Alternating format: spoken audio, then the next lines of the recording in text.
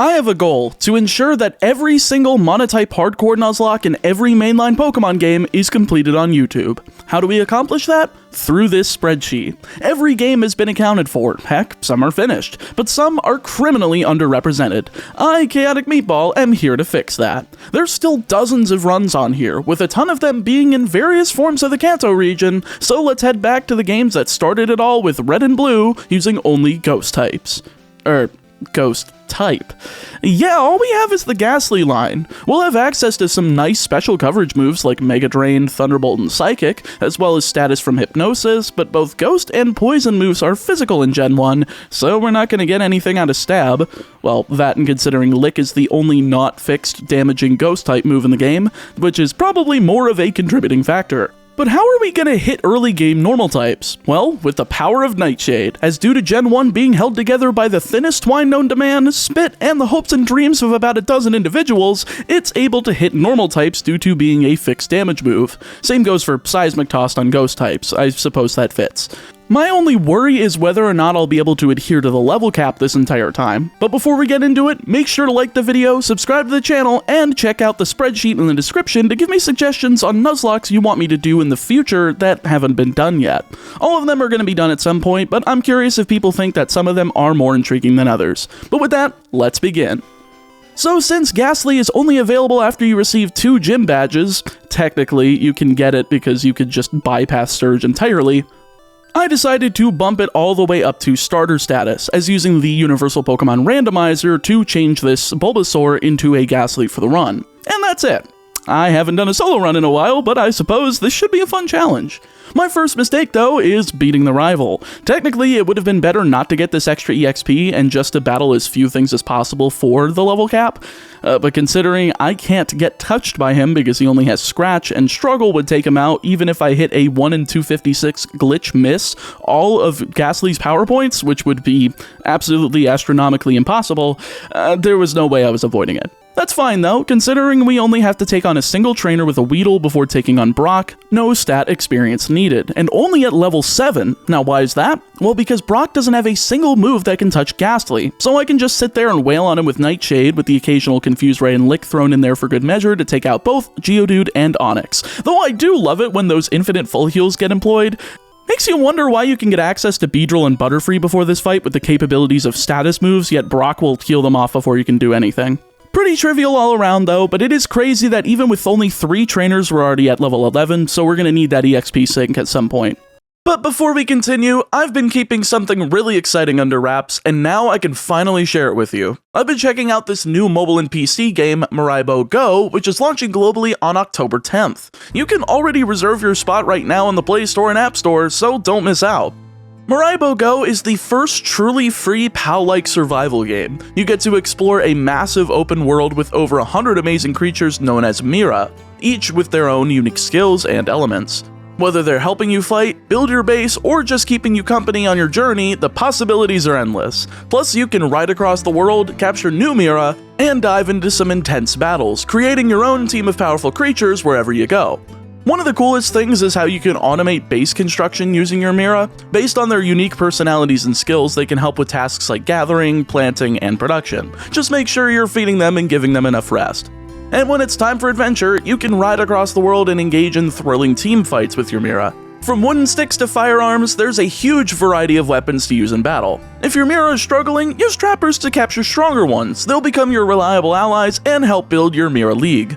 Now, I'm a sucker for dark types, and because of that, my favorite Mira so far has to be Mystic Mauler, having both a cute vibe while remaining a competent battler. I'm absolutely loving the pet catching aspect and the open world exploration. Seriously, it's like nothing I've experienced in other mobile games. And the best part, it's completely free. You can even bring your friends along to team up or compete for resources. It gets wild. So what are you waiting for? Miraibo Go launches on October 10th, but you can reserve your spot now. Check out the links below to save your place, and don't forget to share it with your friends. Let's gear up for some serious adventuring. But with that, let's get back to the Nuzlocke. So since everything is still packing normal moves, Ghastly has no hard time getting through the 4 required trainers on Route 3 and 2 in Mount Moon, which I suppose I should mention there's an HP up in here, which is quite helpful since we legitimately have no room for stat experience until just before Blaine. The level cap stays pretty tight all around, even with the huge jump from 29 to 43 between Erica and the Koga Sabrina doubleheader, so I'll have to invest in a number of vitamins once I hit Celadon City, but I'm getting ahead of myself. Mount Moon once again isn't a problem, letting me get to Cerulean City at level 16 to take on the rival, who's just as easy at this point. Pidgeotto's only threat is Sand Attack due to me not having too much in terms of attacks that can hit both this and Rattata, with only 15 power points for Nightshade. Not to mention, Psychic is actually immune to Ghost in Generation 1. Yeah, I completely forgot about that, but it throws me for a loop just how broken that type was in Gen 1. Though I guess it didn't make much of a difference without the likes of Shadow Ball or any actually useful Ghost-type move that wasn't Nightshade, but I digress. The fight ends up going perfectly fine as the rival only manages to get 2 Sand Attacks in before I manage to KO, leaving me with enough power points to get through Abra with Stealth hits from Confuse Ray, then Rattata mostly with the same until I ran out of power points for Confuse Ray, then shifting to a single Nightshade to finish him off, leaving just Charmander to get blasted through with Lick and Nightshade.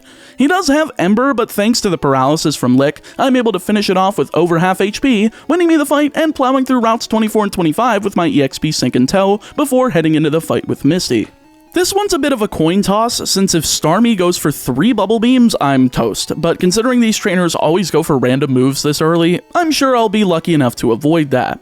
I'm also at just high of enough a level for Nightshade to be a 2-hit KO on Staryu, only taking a lone Water Gun for 8 damage before KOing and leading into said Starmie. The first turn sees Bubble Beam, not really a good sign, when it takes nearly half of the remaining HP of Ghastly, and I need 3 Nightshades to KO, though with the next turn seeing an X defend, I should be fine as long as this next move isn't a Bubble Beam crit, and when I see Water Gun, I'm relieved.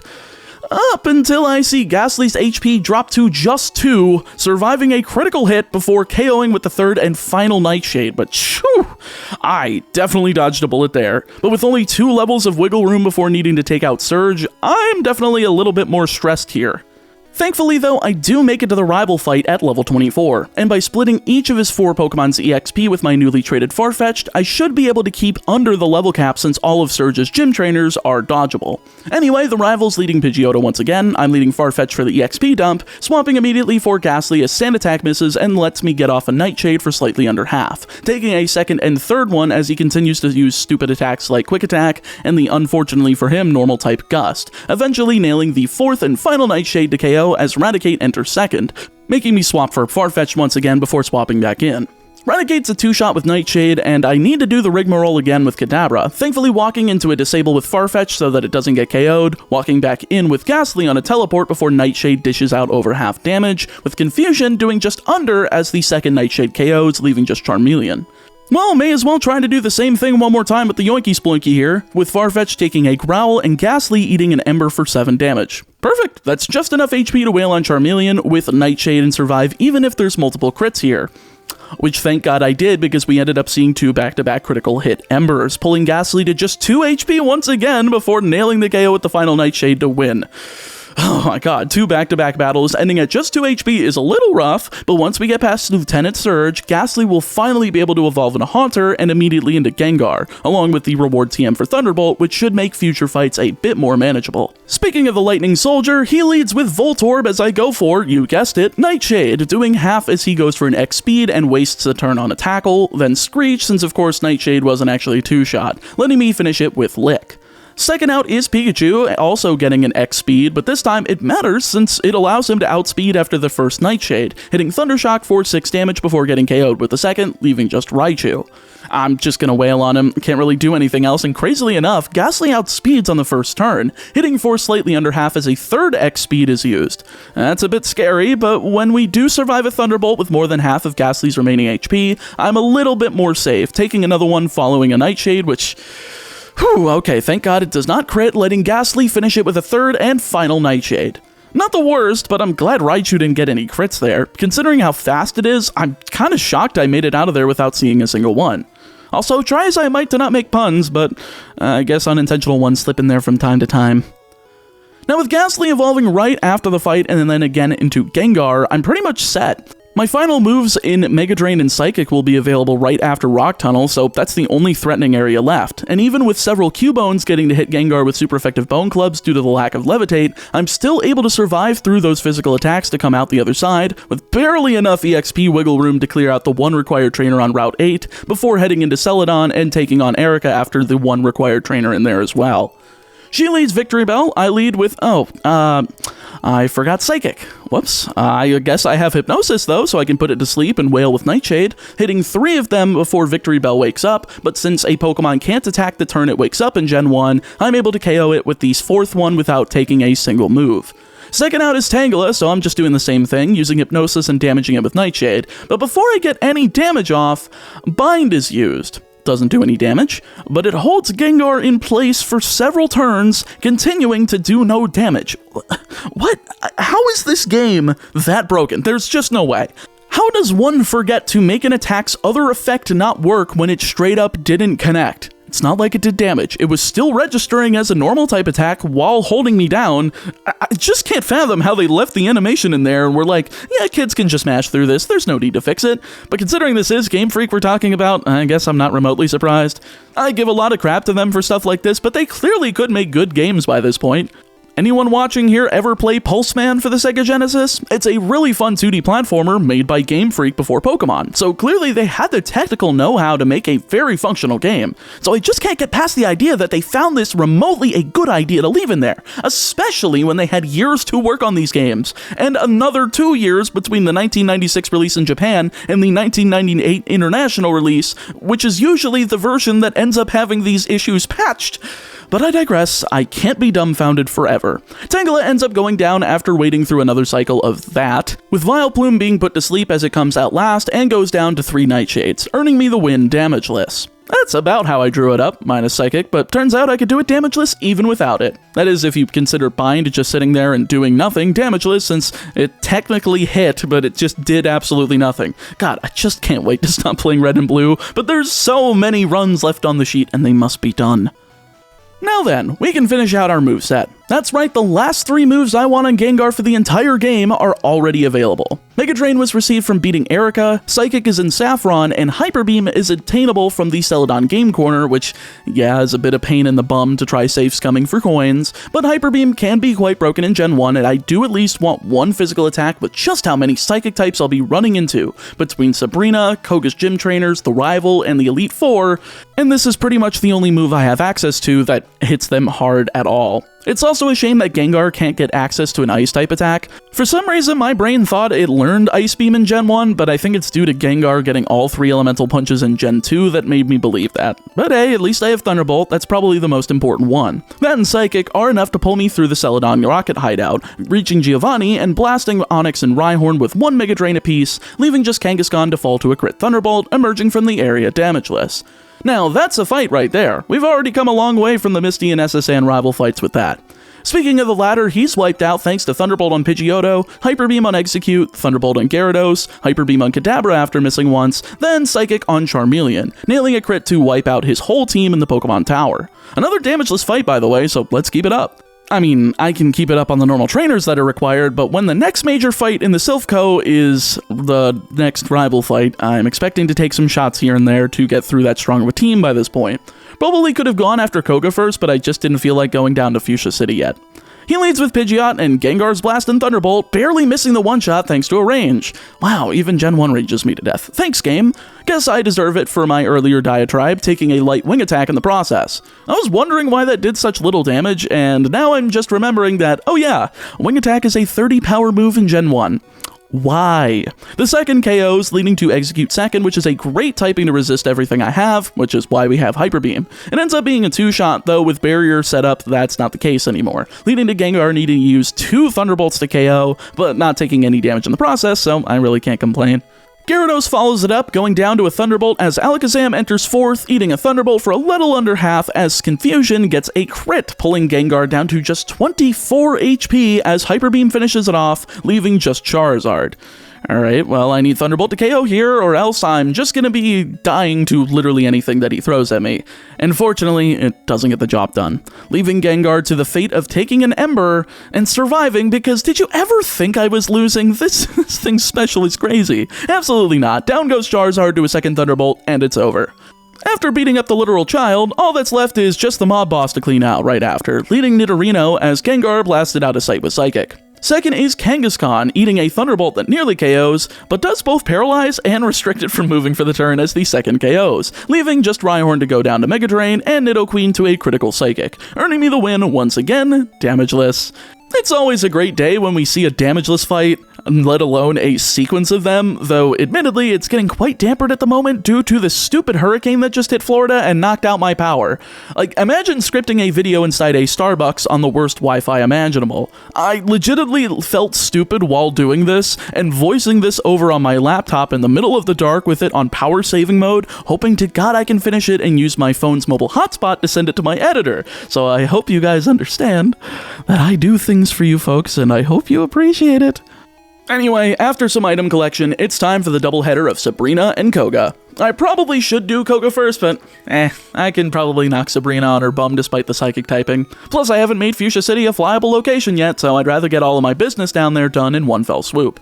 With Sabrina, though, she leads Kadabra, and once again, this is why Gengar has Hyper Beam, blasting through Kadabra, but barely missing the KO on her second Pokemon in Mr. Mime as she goes for 2 barriers, not taking advantage of the situation and letting me finish it off after a recovery turn with Thunderbolt, leading to the Poison-type Venomoth, which, why does Koga not have this, who eats a Psychic as its last meal, leaving just Alakazam. Thunderbolt is my first move of choice, just so I don't have to endure the recovery turn and KO it immediately, which I'm glad I did because holy moly, Psywave of all things nearly did half damage. That is the most threatening Psywave I have ever seen, but of course Hyper Beam gets the KO on the crackback.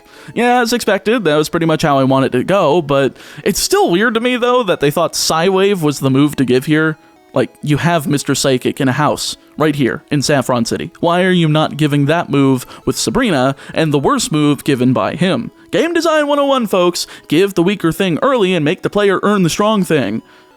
The trip down to Koga takes no time at all, though, collecting the HMs for Surf and Strength before taking him on, and yeah, with Psychic and resistance to poison, this is no problem whatsoever. Psychic 1-shots Coughing, Muck, Coughing number 2, and 2 shots Wheezing, and considering we're also immune to any self-destruct or explosion nonsense that could come from one of these at any time, there's no pressure on me to do anything other than click the super effective move and watch the gym badge flow in.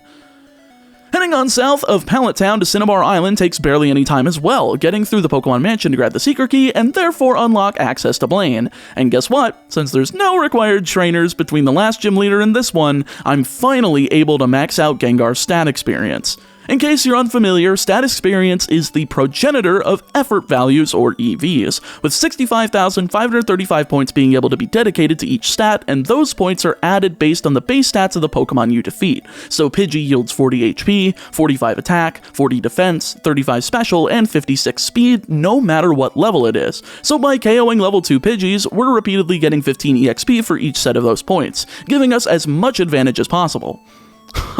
Usually I copy-paste that for the explanation just in case there's new viewers from my other scripts in the first 3 or 4 minutes of these videos, but having it nearly 20 minutes in is a little odd to say the least.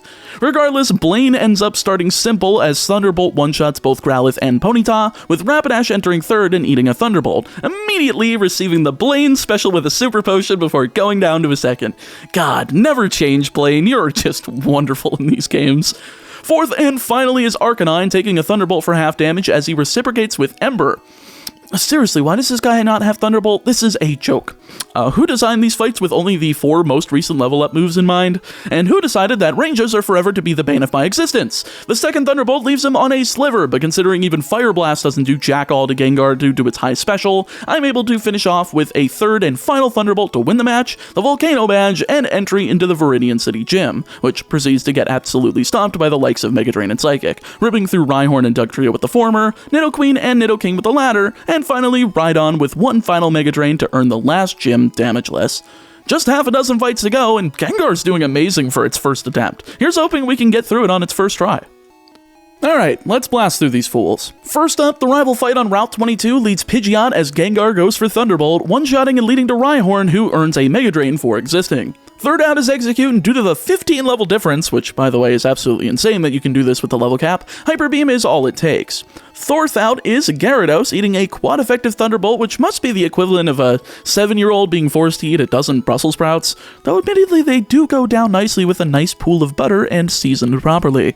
Last out is Charizard, and sure enough, despite the 7-level difference, he falls to a Thunderbolt, complete with a critical hit to rub salt in the wound, winning me the fight right before he decides, I need to beat the league now or I'm never going to be champion. And I suppose he's fast enough as Victory Road holds me up, even if there are no required trainers in here, so after grabbing a few full restores, it is time. Will Gengar get through on the first attempt? Well, leave a comment down below if you think so, and let's rip into it. Lorelei leads Dugong, Gengar of course with Thunderbolt, one-shotting and leveling up instantly due to the edged experience, then doing so with Cloyster and Slowbro, with Jinx entering fourth. Hyper Beam once again exists for the purpose of Psychic types, getting a critical hit and KOing as the 5th and final Pokemon of hers in Lapras enters, eating a Thunderbolt, not going down, but instead Lorelei decided to study under the genius that is Blaine, using a Super Potion before the second Thunderbolt takes her out. 1 down, 4 to go. Unsurprisingly, Bruno is a very simple fight. Mega Drains for the Onixes, and Psychics for Hitmonchan, Hitmonlee, and Machamp, all to one-shot with no damage. That's 2 damageless fights. Let's see if we can make it 3 for 3 with Agatha. Psychic ends up blasting through her own Gengar, and since no trainers in this game have stat experience of their own, it's even simpler than Bruno since I just have to click Psychic 5 times to KO Gengar, Golbat, Haunter, Arbok, and the second Gengar, going 3 for 3 in damageless fights. Admittedly, I don't think I can go 4 for 4 with Lance, but it doesn't hurt to try. At least Gengar can do so on the first Pokemon of his in Gyarados, once again eating the Brussels sprout that is Thunderbolt. God, what is that analogy? I don't know why I came up with it. Regardless, with the first Dragonair in, I'm forced to go for Psychic for at least neutral special damage, but it does not matter in the slightest. Why? Because both Dragonairs and Dragonite have Agility, a Psychic-type move that the opponent prioritizes because it thinks it's super effective despite being a status move. That is how shoddy the programming is in this game. So yeah, despite the Dragonairs being ranges with Psychic, it means nothing as I'm able to KO both of them, leading to Aerodactyl 4th, who is outsped and KO'd with Thunderbolt, leaving just Dragonite to continue spamming Agility until Thunderbolt takes him out, indeed going 4 for 4. Honestly, the reason I was not confident was due to Aerodactyl, but I guess stat experience really is the most busted thing in Generations 1 and 2. Stupid funny game mechanics aside though, only one battle remains between Gengar's League victory, with Poop here leading Pidgeot as of course Thunderbolt takes care of the job, one-shotting thanks to the slight level difference. Alakazam is out second, going down to Hyper Beam in 1 critical hit. It might have been needed, but again the level difference, I don't really think so. Also, should clarify the level cap of the league with 62 is only until the start of the league, and that's for the last member's ace, not the champion, which means it's supposed to be Lance's Dragonite at 62. The fact that Gengar is level 66 purely happened because of edging up to level 63 before entering, while still being level 62 but being like maybe a dozen EXP away from leveling up, and the fact that I've poured 20 Pokemon's worth of high EXP into it. Moving into Rhydon third though, Mega Drain was going to KO this regardless of level, leading to the most threatening Pokemon of his team, Executor. God, what I wouldn't do for a poison type move right about now, but guess what? He has nothing to hit me with, as the only move he has that does damage is Barrage, a normal type move, so I just have to sit here and wait through sleep to eventually KO with my own Barrage built in a cave with a box full of scraps that are Thunderbolt and Hyper Beams. Gyarados is out 5th, yada yada Brussels sprouts. Charizard is out last, no crit needed to one-shot with Thunderbolt, beating the entire league damageless. Is that a first for this channel? I mean, it's quite the feat, though considering this is Gen 1, that's the most likely candidate for it to happen on accident, but I will 100% take it. That's another type down on the chart though, and if you want to see some other ones once again, do leave a comment down below with your request, and before we head out, I want to once again give a shout out to Miraibo Go for sponsoring this video. I very much appreciate it, as well as another creator here named Keeper Plays. He ended up doing a video about a run I did about 2 years ago in Pokemon Emerald using only Steel types, a run that I deemed impossible, and he managed to pull out with a ton of research and care. The video is an hour long, but if you like the work that goes into these, you will definitely appreciate his work in that video. But with that said, you guys stay safe, stay healthy, and I'll see you next time.